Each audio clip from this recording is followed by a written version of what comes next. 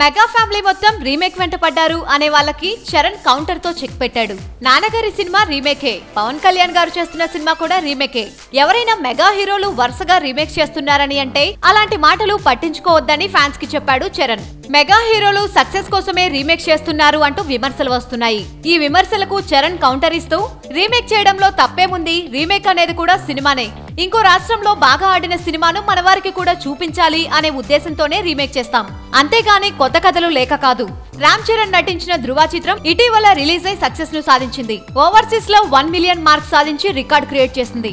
ఈ మూవీ తమిళ చిత్రం తనివరువన్ రీమేక్ అని అందరికీ తెలిసిన విషయమే.